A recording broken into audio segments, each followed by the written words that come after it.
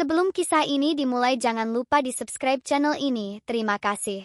Malam itu rumah besar bercat putih milik Jenderal Polisi Surya dipenuhi cahaya lampu dan tawa orang-orang penting. Para pejabat, kerabat, dan keluarga besar berkumpul dengan pakaian mewah. Di ruang tamu yang luas, dengan karpet merah dan meja panjang berhiaskan bunga segar, duduklah Jenderal Surya bersama istrinya, Bu Ratna, dan putrinya, Ayu, gadis cantik berusia 24 tahun yang sejak lama jadi incaran banyak pria dari kalangan atas. Namun malam itu suasana berubah tegang ketika seorang pria sederhana datang, mengenakan kemeja polos dan celana hitam yang sudah lusuh. Wajahnya terlihat lelah namun matanya penuh tekad. Dialah Andi, seorang tukang ojek pangkalan yang dikenal di kampungnya sebagai anak yatim piatu yang hidup seadanya. Kedatangannya membuat banyak tamu berbisik dan tertawa pelan. "Itu kan tukang ojek yang sering ngetem di depan pasar? Kok bisa masuk ke rumah jenderal?" bisik seorang ibu-ibu pejabat sambil menahan tawa. "Astaga, jangan-jangan dia mau nganter pesanan GoFood," sahut yang lain, lalu disambut gelak tawa. Tapi Andi tidak peduli, langkahnya tetap mantap. Malam itu ia datang bukan untuk mengantar pesanan, melainkan untuk melamar Ayu, gadis yang sudah setahun belakangan ia cintai dalam diam. Tidak ada yang tahu bahwa hubungan mereka berawal dari sebuah kejadian sederhana, ketika Andi menolong Ayu dari preman jalanan yang hendak merampas tasnya. Sejak saat itu, Ayu jatuh hati pada kebaikan dan ketulusan pria sederhana itu. Namun ketika Andi duduk di hadapan keluarga besar Ayu, suasana mendadak dingin. Jenderal Surya menatap tajam, matanya penuh kemarahan. "Jadi ini lelaki yang kamu pilih, Ayu? Tukang ojek? Apa kamu sudah gila?" Suaranya menggelegar membuat semua orang terdiam. Ayu mencoba menjelaskan, "Papa, Andi itu orang baik, dia tulus, dia..." Tapi ucapan Ayu langsung dipotong oleh tawa sinis Bu Ratna. "Tulus? Anak pejabat, dokter, bahkan perwira muda saja banyak yang mau sama kamu. Kenapa malah memilih tukang ojek? Kamu itu seperti menjatuhkan martabat keluarga." Semua mata tertuju pada Andi. Beberapa tamu yang mengenalnya langsung menertawakan. Andi, kapan terakhir kali kamu cuci motor? Lihat tuh bajumu, masih bau asap knalpot." "Haha," cemooh salah satu anak pejabat muda yang duduk di pojok. Ada juga yang pura-pura kasihan. "Wah, berani juga ya tukang ojek nekat melamar anak jenderal. Jangan-jangan nanti kalau nikah, tamunya semua tukang ojek juga?" Gelak tawa kembali pecah. Andi duduk diam, wajahnya menunduk. Tapi di balik diamnya itu, ia menyimpan luka yang dalam. Sementara Ayu menitikkan air mata, ia mencoba memegang tangan Andi namun ditepis keras oleh ibunya. "Kamu jangan bikin malu. Masih banyak lelaki terhormat, bukan orang jalanan seperti ini," kata Bu Ratna ketus. Jenderal Surya berdiri, suaranya lantang. "Dengar baik-baik, Andi. Kamu bukan siapa-siapa. Kamu tidak pantas mendekati anakku, apalagi melamarnya. Bawa dirimu keluar sebelum aku perintahkan anak buahku mengusir kamu." Tiba-tiba terdengar suara protes dari seorang pemuda, Rizal, sahabat Andi. Ia sengaja menemani karena tahu malam ini akan berat. "Pak, dengan segala hormat, cinta itu tidak mengenal jabatan. Kalau Ayu sudah memilih Andi, kenapa harus melihat pekerjaannya? Bukankah yang penting hatinya?"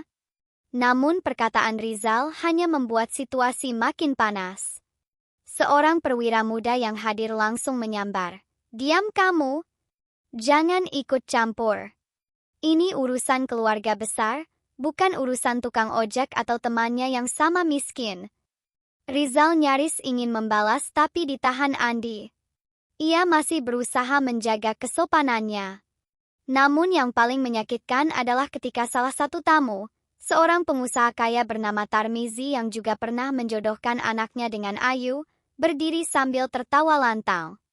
"Bapak Ibu sekalian, lihatlah. Tukang ojek datang melamar anak jenderal. Ini sudah jadi hiburan malam, lebih lucu daripada acara komedi." Semua orang pun tertawa terbahak-bahak, bahkan beberapa ada yang menepuk meja. Hanya Ayu yang menangis terseduh, sementara Andi menggenggam tangannya sendiri menahan perasaan. Ayu mencoba berbicara lagi.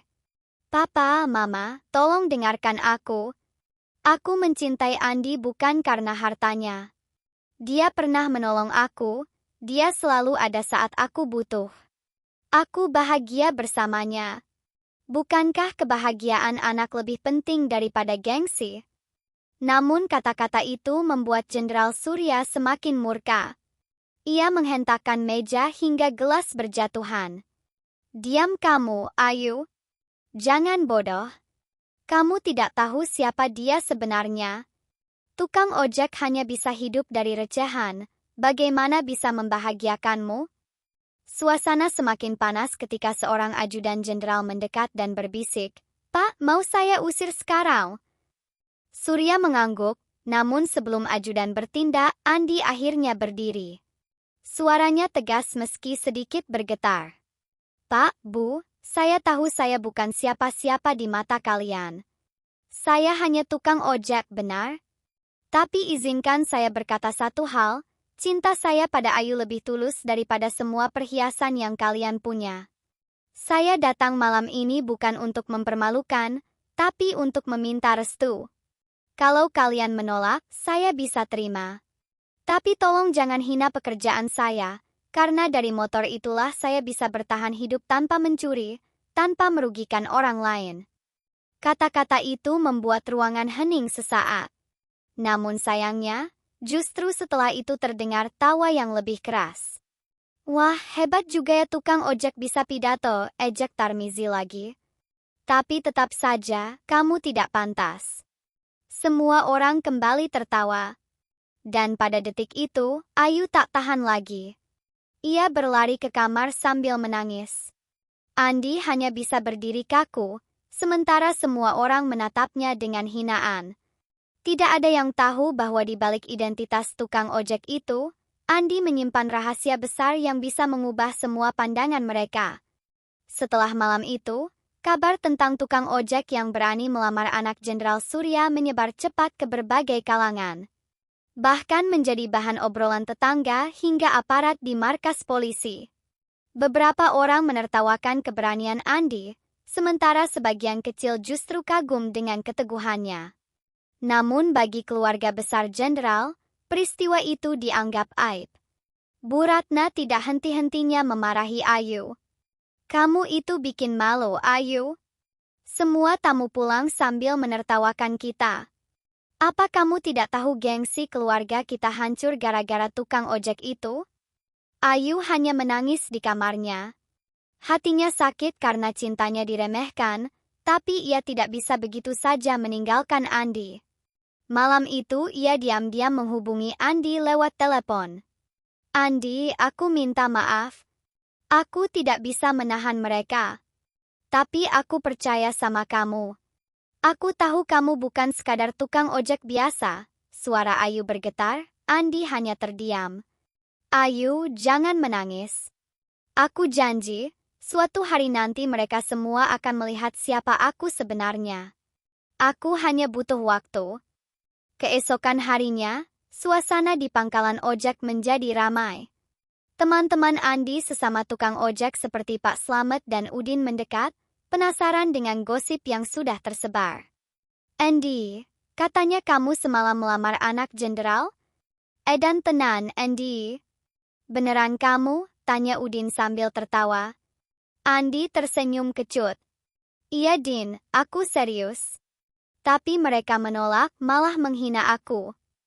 Pak Slamet menepuk bahunya. Sabar ya, Andi. Memang susah kalau kita orang kecil. Tapi aku percaya, kamu bukan orang sembarangan. Ada aura lain dari kamu. Ucapan Pak Slamet membuat Andi terdiam. Hatinya berat. Ia memang punya masa lalu yang tidak pernah ia ceritakan kepada siapapun, termasuk Ayu. Sebab masa lalu itu penuh luka, sekaligus menyimpan identitas aslinya yang sangat berbeda dari apa yang orang lihat sekarang. Di sisi lain, Jenderal Surya mulai menyusun rencana. Ia tidak ingin Ayu berhubungan lagi dengan Andi. Maka ia memanggil seorang perwira muda bernama Rama, anak dari sahabatnya, untuk dijodohkan dengan Ayu. Rama gagah, lulusan Akademi Polisi, dan kini menjabat di Kesatuan Elit. Bagi Surya, Rama jauh lebih pantas. Rama, aku ingin kamu sering-sering datang ke rumah. Anggap saja Ayu itu sudah jadi tunanganmu. Aku tidak mau ada lelaki rendahan yang mendekatinya lagi. Rama hanya tersenyum tipis. Siap, Jenderal. Tapi saya dengar pemuda itu cukup berani. Jangan sampai ia kembali dan merebut hati Ayu. Surya menepuk bahu Rama. Tenang saja, aku punya cara untuk menghapuskan dia dari kehidupan putriku. Hari-hari berikutnya, Andi terus mendapat hinaan. Orang-orang di pasar mengejeknya. Wah, calon mantu jenderal lewat. Haha. Ada juga yang sinis. Nanti kalau nikah, motor ojol dipakai buat kirim undangannya. Andi hanya diam, namun dalam hatinya ada bara yang semakin menyala. Sampai suatu malam, seorang pria misterius datang ke pangkalan ojek. Wajahnya penuh keriput, rambutnya putih, namun sorot matanya tajam. Ia menatap Andi lama, lalu tersenyum. Jadi kamu di sini rupanya, nah? Andi terkejut. Pak, siapa Bapak? Pria itu menepuk bahu Andi. Kamu masih ingat aku, bukan? Aku Pak Hendra, sahabat almarhum ayahmu. Andi terdiam, matanya berkaca-kaca. Sudah lama ia berusaha melupakan masa lalunya. Pak, tolong jangan sebut-sebut ayah saya di sini. Tapi Pak Hendra hanya tersenyum. Andi, kamu harus berhenti bersembunyi. Orang-orang menghina kamu karena mereka tidak tahu siapa kamu sebenarnya. Ayahmu dulu seorang tokoh besar, seorang pejuang yang sangat dihormati. Kamu bukan sekadar tukang ojek. Kamu pewaris yang seharusnya bisa berdiri terhormat. Andi menunduk. Pak, saya sudah memilih hidup sederhana. Saya tidak butuh gelar atau warisan. Yang saya butuhkan hanya ketenangan, dan wanita yang saya cintai, Ayu. Pak Hendra menghela napas panjang. Tapi, mereka sudah melukai harga dirimu. Apakah kamu akan diam saja? Kata-kata itu membuat Andi berpikir keras. Sementara itu, Ayu semakin ditekan oleh keluarganya. Rama mulai sering datang ke rumah, membawa bunga dan hadiah. Bu Ratna sangat senang, namun Ayu selalu menolak. Aku tidak mencintaimu, Rama. Hatiku hanya untuk Andi. Rama tersenyum sinis. Ayu, kamu masih muda. Kamu tidak tahu dunia luar itu keras. Andi itu bukan siapa-siapa, hanya tukang ojek. Kalau kamu menikah dengannya, kamu akan menderita. Tapi kalau bersamaku, hidupmu akan terjamin. Ayu menatapnya tajam. Aku tidak peduli dengan jabatan atau harta. Aku hanya ingin ketulusan. Dan itu tidak aku lihat darimu. Konflik semakin rumit ketika Jenderal Surya memerintahkan anak buahnya untuk mencari informasi tentang Andi. Ajudan setianya, Letnan Bagus, membawa laporan tebal beberapa hari kemudian. Jenderal, ini data tentang Andi. Surya membuka lembaran demi lembaran. Awalnya ia tersenyum sinis karena menemukan catatan Andi hanyalah seorang ojek biasa, tinggal di rumah kontrakan kecil. Tapi tiba-tiba wajahnya berubah tegang saat membaca halaman terakhir. Matanya membesar, tangannya bergetar. Tidak mungkin, ini tidak mungkin, Bagus kebingungan. Ada apa, Jenderal? Surya tidak menjawab, hanya menutup map itu dengan cepat. Jangan ada yang tahu soal ini. Simpan rapat-rapat. Namun rahasia itu justru membuat Surya semakin resah. Sebab ternyata, Andi bukan sekadar tukang ojek biasa. Hari-hari berikutnya menjadi penuh gejolak. Nama Andi makin ramai diperbincangkan. Di pangkalan ojek, ia sering diejek. Di rumah Jenderal Surya, Ayu makin ditekan untuk menerima Rama. Namun di balik semua itu, ada rahasia besar yang hanya Jenderal Surya ketahui setelah membaca laporan dari Letnan Bagus. Ia jadi gelisah, malam-malamnya tak bisa tidur, karena di lembaran terakhir laporan itu tertulis jelas siapa sebenarnya Andi. Suatu sore, Surya duduk di ruang kerjanya sendirian. Wajahnya muram, tangannya memegang foto lama.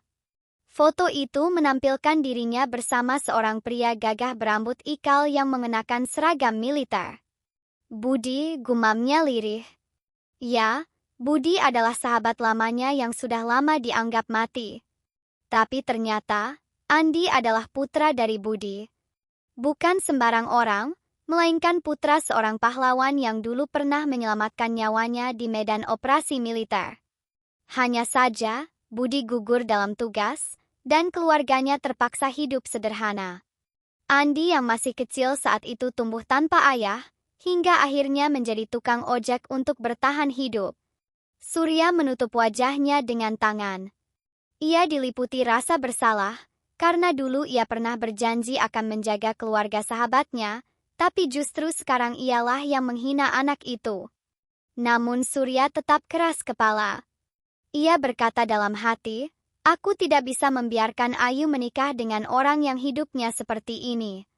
Walaupun dia anak sahabatku, tetap saja aku harus menjaga martabat keluargaku." Sementara itu, Ayu semakin tertekan. Ia nekat kabur dari rumah suatu malam untuk menemui Andi di kontrakannya. Dengan mata sembab, ia memeluk Andi erat. "Andi, aku tidak sanggup lagi. Mereka terus memaksa aku menikah dengan Rama. Papa bahkan sudah menentukan tanggal pernikahan tanpa persetujuanku." Andi terkejut. "Apa? Mereka sudah sejauh itu?" Ayu mengangguk sambil menangis. Andi mengusap air matanya. "Tenang, Ayu. Aku tidak akan diam. Aku akan datang lagi, dan kali ini aku akan tunjukkan siapa aku sebenarnya." Esok harinya, sebuah acara besar digelar di rumah Jenderal Surya. Undangan penting hadir, termasuk pejabat, perwira polisi, pengusaha, bahkan beberapa tokoh masyarakat. Hari itu rencananya akan diumumkan secara resmi pertunangan Ayu dengan Rama. Semua orang berpakaian mewah, suasana meriah, musik mengalun, senyum-senyum palsu menghiasi wajah para tamu. Ayu duduk di kursi pelaminan sementara hatinya hancur. Rama tersenyum penuh kemenangan, Bu Ratna tersenyum bangga, sementara Surya duduk dengan wajah dingin. Tiba-tiba, di tengah acara, terdengar suara motor berhenti di depan rumah. Semua tamu menoleh. Dari pintu masuk, muncul Andi dengan langkah mantap, mengenakan kemeja putih bersih, celana hitam rapi, dan jas sederhana. Rambutnya tersisir, wajahnya tenang. Semua orang terkejut, sebagian langsung berbisik-bisik. Itu tukang ojek yang kemarin ditolak? Masih berani datang ke sini? Memalukan sekali." Ada juga yang tertawa keras. Mungkin dia mau daftar jadi pengantar undangan. Namun Andi tak peduli. Ia berjalan tegap menuju panggung utama. Ajudan Jenderal Surya berusaha menghadang, tapi Surya mengangkat tangannya, memberi isyarat agar membiarkan. Ia sendiri penasaran apa yang akan dilakukan Andi. Sesampainya di depan semua orang, Andi berdiri tegak. Suaranya lantang. "Saya datang ke sini bukan untuk membuat keributan. Saya datang karena saya mencintai Ayu, dan saya tidak akan membiarkan orang lain memutuskan hidupnya tanpa izin hatinya." Suasana hening seketika. Rama berdiri, wajahnya marah. "Berani sekali kamu bicara seperti itu di hadapan keluarga besar. Kamu lupa siapa dirimu? Kamu hanya tukang ojek." Gelak tawa tamu kembali terdengar. Tapi Andi tidak terpengaruh. Ia menatap lurus pada Jenderal Surya. "Pas Surya, izinkan saya memperkenalkan diri dengan jujur. Nama saya Andi Pratama, anak dari almarhum Mayor Budi Hartono." Semua orang terkejut. Nama itu tidak asing di telinga para pejabat dan perwira polisi. Mayor Budi adalah sosok pahlawan yang dihormati, yang gugur dalam tugas negara belasan tahun lalu. Bisik-bisik terdengar di mana-mana. Apa? Dia anak Mayor Budi? Bukankah Mayor Budi itu sahabat Jenderal Surya dulu? Astaga, jadi dia bukan tukang ojek biasa? Wajah Jenderal Surya berubah pucat. Ayu menatapnya dengan penuh harap. Bu Ratna ternganga, tak bisa berkata-kata. Rama terdiam, wajahnya memerah karena malu. Andi melanjutkan. Saya memang hidup sederhana, menjadi tukang ojek untuk bertahan hidup. Tapi saya tidak pernah malu. Saya lebih bangga hidup dari keringat sendiri daripada bergantung pada warisan atau jabatan. Saya tidak pernah minta orang lain menolong saya. Tapi saya datang ke sini membawa nama ayah saya, yang dulu berjuang bersama Bapak. Beliau gugur demi negara ini. Dan saya yakin, kalau beliau masih hidup, beliau ingin saya memperjuangkan cinta saya dengan cara yang terhormat, bukan dengan intrik dan paksaan. Ruangan hening. Banyak tamu yang menunduk malu. Tiba-tiba Pak Hendra, sahabat lama ayah Andi yang juga hadir, berdiri. Benar kata anak ini. Saya saksi hidup bagaimana Mayor Budi gugur menyelamatkan pasukan, termasuk Jenderal Surya sendiri. Kalau hari ini Andi berdiri di sini, itu karena keberanian dan darah pejuang yang ia warisi dari ayahnya. Kita semua harusnya malu sudah menghina dia. Suara riuh terdengar. Banyak tamu berbisik-bisik penuh penyesalan. Bu Ratna terdiam, wajahnya pucat pasi. Rama semakin tidak berdaya, ia hanya bisa menunduk. Ayu berdiri, lalu berlari memeluk Andi di hadapan semua orang.